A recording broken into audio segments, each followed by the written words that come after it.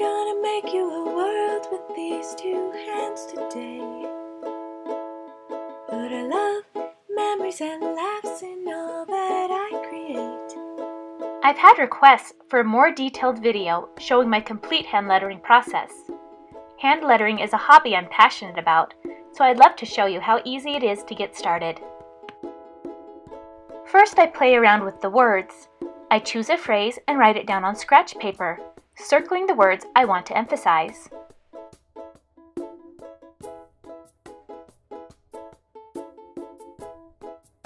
Next, I create an outline of a shape for the words. I call this area the canvas. It can be something traditional, such as a rectangle or oval, or a shape to reflect the message, such as a fish or a cupcake.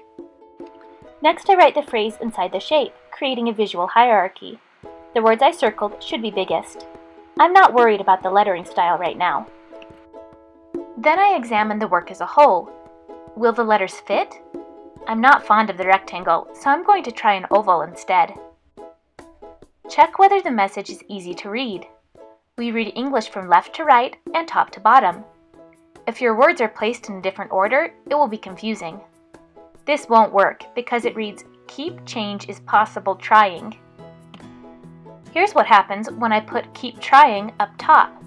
It reads correctly, but the bottom feels unbalanced. Hand lettering doesn't have to be perfectly symmetrical, but I don't want it to feel lopsided. Adding a phrase at bottom balances out the work.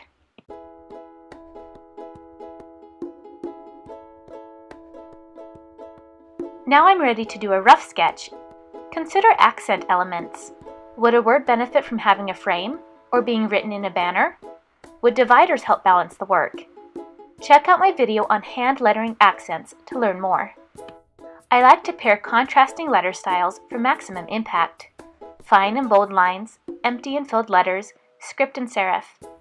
I also consider the emphasized words and choose a lettering style to match. For example, I plan on making the letters in the word change go from dark to light to reflect the idea of change.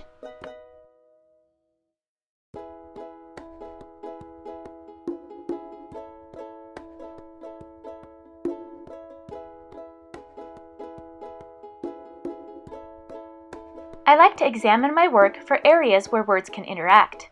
Check the crossbars and tails of letters. Can they loop around other letters? Or can they fill white space in a pleasing way?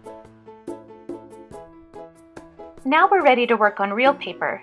My current favorite is Strathmore Bristol Smooth Surface Paper. I like the larger size of this acid-free, heavyweight paper. I like to use a Sakura Suma Grip mechanical pencil for my sketching. It's comfortable to use and the eraser is excellent. Your eraser should be your best friend. Get comfortable with using it often. Draw and erase guidelines as needed. Use a clear ruler as needed. This one came in a pack of 3 from the dollar store.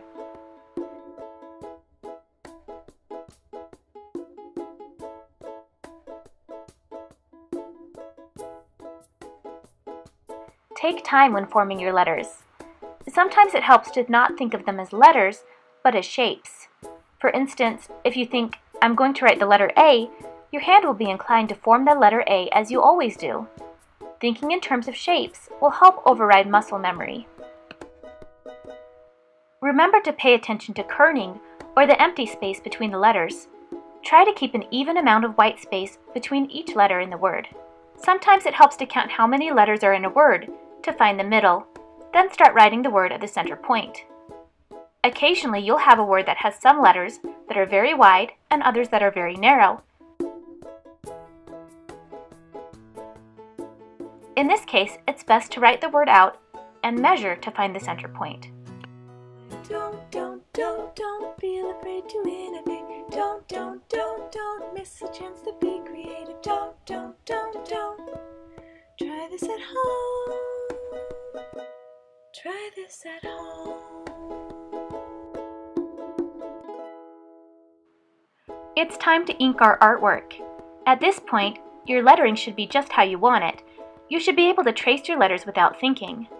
One thing that most hand lettering artists seem to have in common is the strong preference for Pigma Micron pens. After I've traced my work once, I erase all of my pencil marks. it's important to use a good large eraser for this.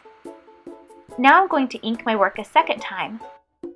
The reason I do this is because I don't really expect to get it just right the first time. My lines can be a bit wobbly. But if I trace my letters once, then I can fill in and balance those problem areas as I go over it a second time. The result is a bolder, smoother line. Not everyone does this, but it's what works best for me. You may choose to add shading, fills, cross-hatching, or stippling to add the illusion of depth and texture to your work.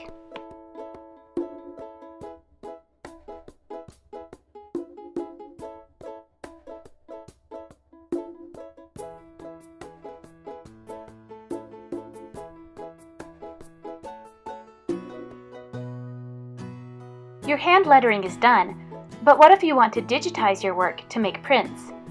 Scan your work at a high resolution in black and white mode. You can use basic photo editing software to increase the contrast and crop or resize your work.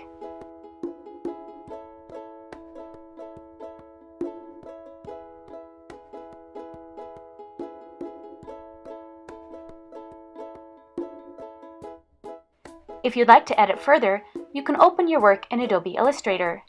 Go to Object, Live Trace, Make and Expand to turn your drawing into a path with points.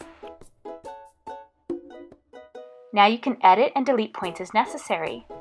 I do very minimal editing this way because I want to maintain the hand-drawn feel. I'm okay with my work not being perfect. If the goal was perfection, I just would have typed this phrase to begin with. So I only fix mistakes that would distract from the finished piece. Sometimes I like to color my work digitally. This is fun because it's easy to experiment with different color combinations without risking ruining the original. I prefer to add color in Photoshop. You can fill large areas with the paint bucket or make a multiply layer and color in areas with the paintbrush. I hope you've enjoyed watching me create this hand-lettered piece from start to finish. Check out more hand lettering tutorials by clicking on the link in the video description. This tutorial was sponsored by sakuraofamerica.com. For hundreds more crafting tutorials, please check out my website, madebymarzipan.com. Try this at home.